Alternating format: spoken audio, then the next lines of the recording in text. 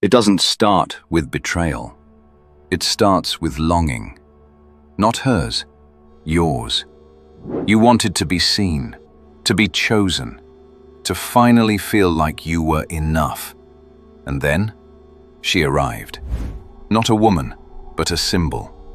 She smiled at you in a way no one had before. She listened, she laughed, she leaned in. And in that moment, something ancient woke up in you. You didn't fall in love. You fell into a story. One where she was the reward, the redemption, the answer to the ache you never spoke out loud.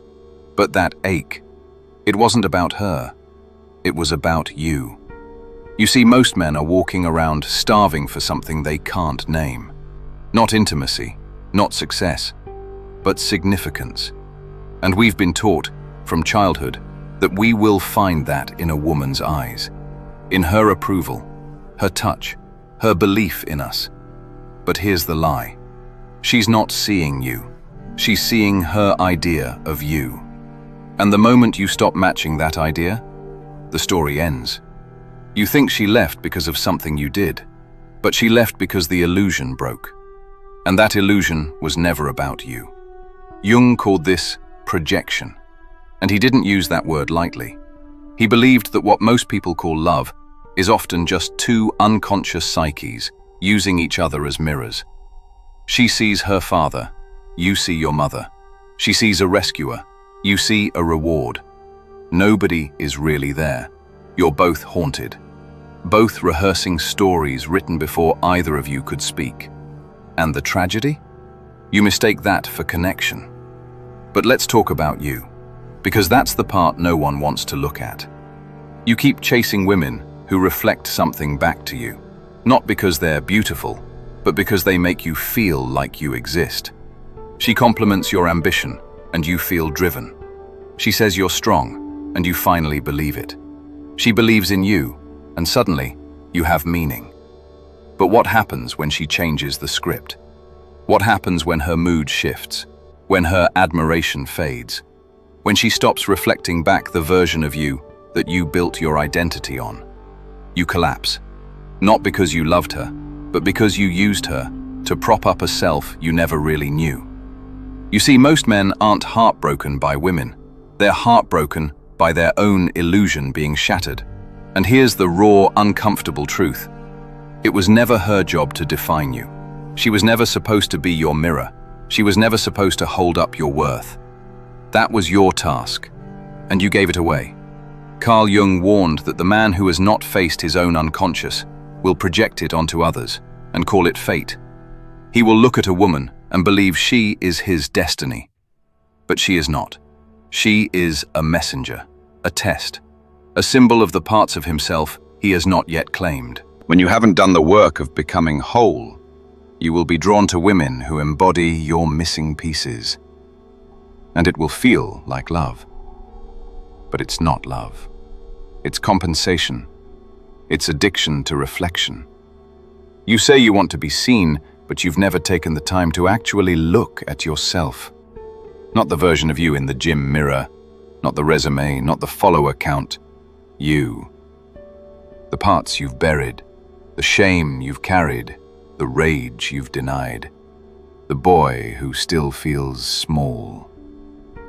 That's the man you must meet, and that is the man she can never save.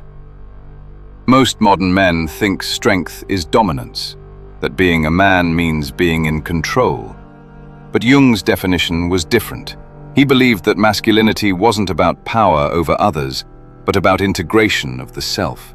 You don't become a man by performing. You become a man by integrating the light and the dark, by holding the contradictions without collapsing. You are both tender and ruthless, both wise and foolish, both loving and terrifying. When you split off parts of yourself to be lovable, you become fragmented. When you deny your darkness to appear good, you become hollow. And when you rely on women to give you your identity, you become replaceable. That's why so many of you feel like you're constantly performing, like you're always on, like you're wearing a mask even when you're in love, because you are. You've learned that your value is determined by how well you fit a role, The nice guy, the provider, the rebel, the alpha, and the mask works until it doesn't. Until you burn out, until she walks away, until you wake up one morning and realize you don't even know who you are without her eyes on you. This is where the path of individuation begins. Not with answers, but with breakdown, with sitting alone, with feeling the ache of your own emptiness, with realizing that you've lived most of your life for approval and you have no idea what it means to live from within. Jung didn't offer comfort. He offered confrontation. He said, "There is no coming to consciousness without pain," and he meant it. The pain of letting the old self die, the pain of facing your shadow, the pain of standing alone, without applause, without validation, and still choosing to be. That's what makes a man unshakable. Not his success, not his status, but his willingness to walk through the fire of self-knowing, alone, if he must.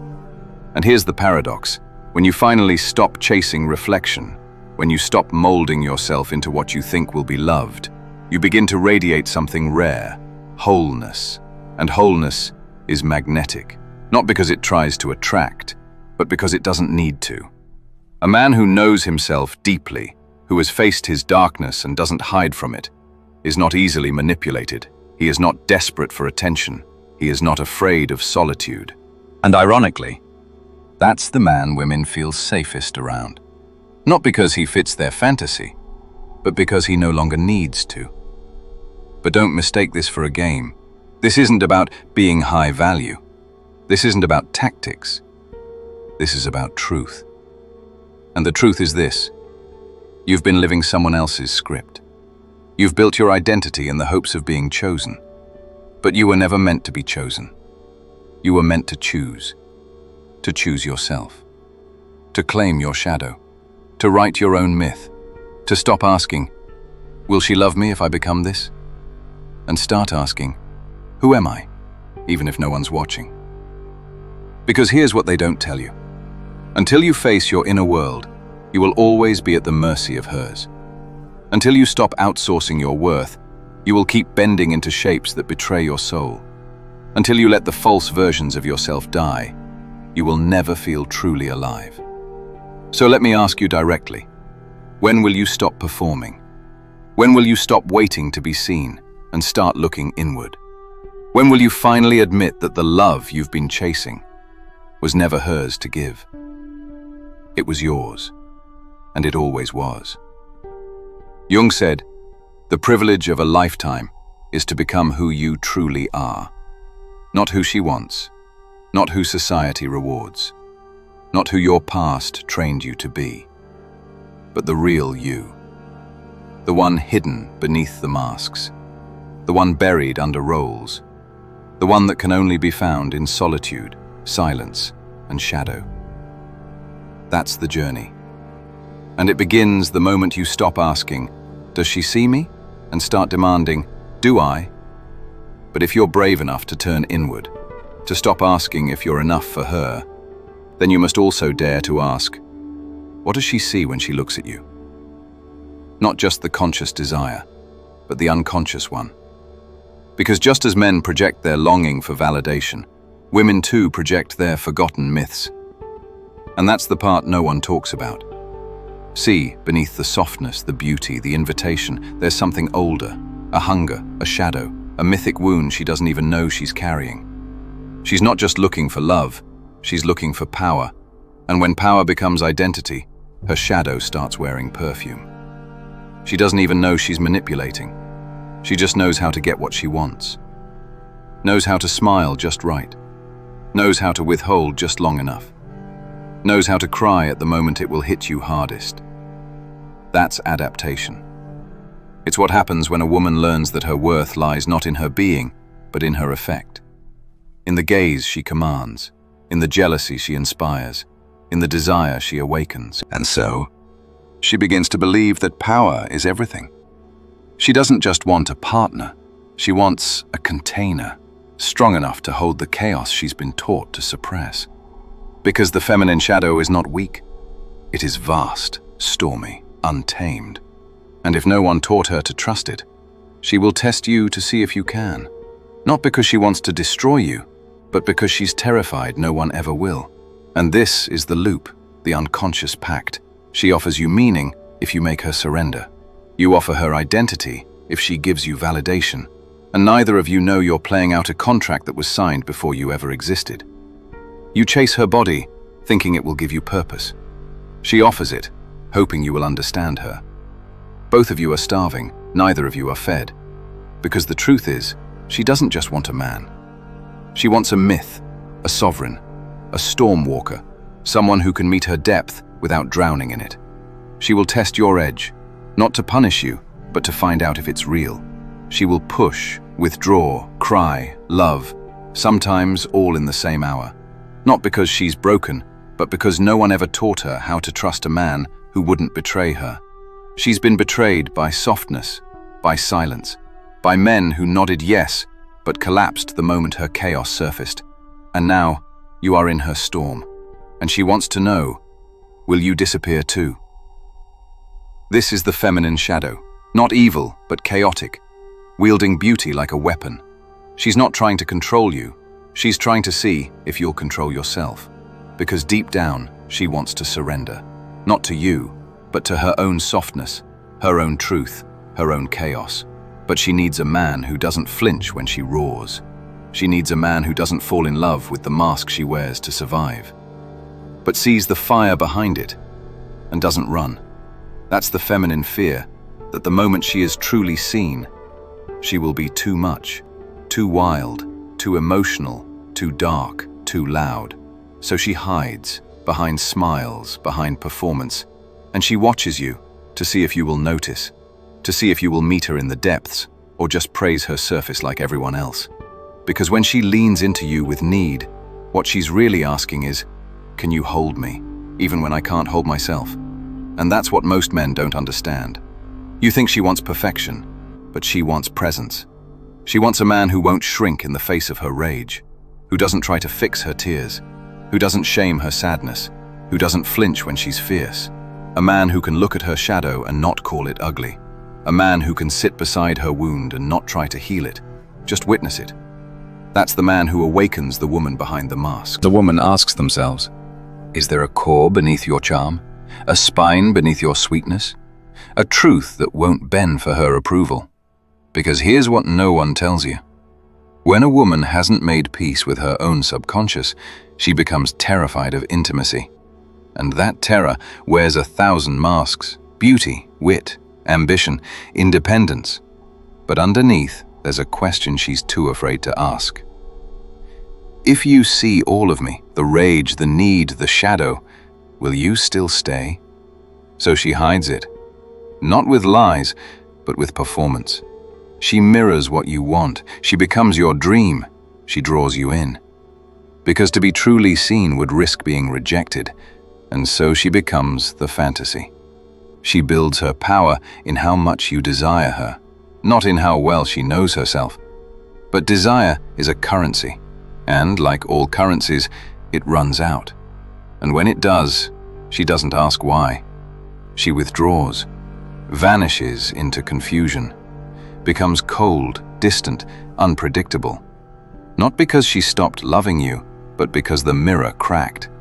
You no longer reflect her fantasy, and now she has to face herself.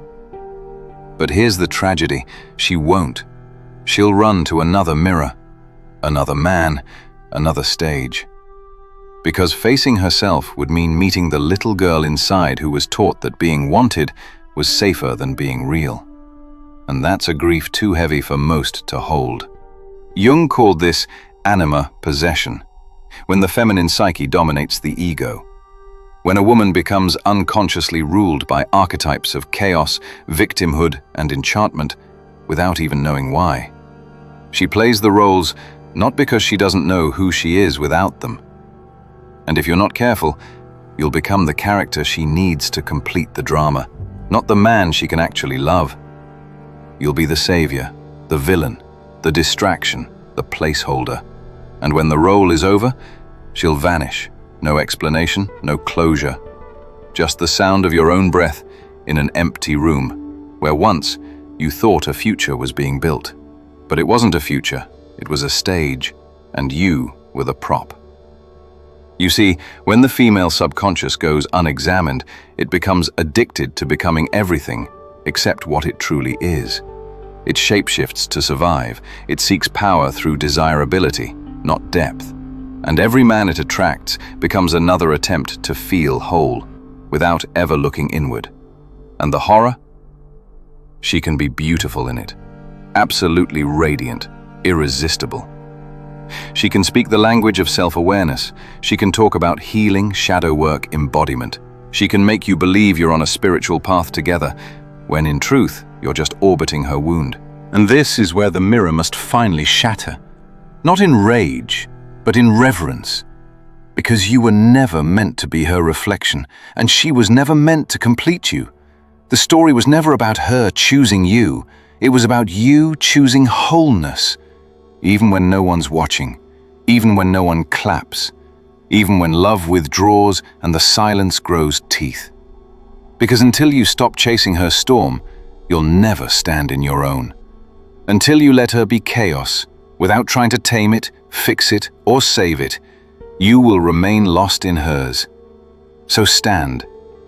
Let her go, not in bitterness, but in truth. Let her perform, tempt, retreat. And you return to yourself, to the boy still waiting to be seen, to the man still afraid to be alone, to the self you abandoned, chasing echoes in her voice. Because the final act isn't about winning her back, it's about calling yourself home. You want to be free? Then stop asking if she'll stay, and start becoming the kind of man who doesn't vanish when no one is watching, who doesn't need applause to know he's real, who doesn't chase. The kind of man who walks into his own shadow and doesn't flinch, doesn't run, doesn't break. And when the feminine tests you again, not if, but when, you won't try to pass. You'll just be. Not perfect, but whole. And that is the kind of man the world cannot tame, cannot destroy, cannot replace. Because he finally remembered what she never could give him.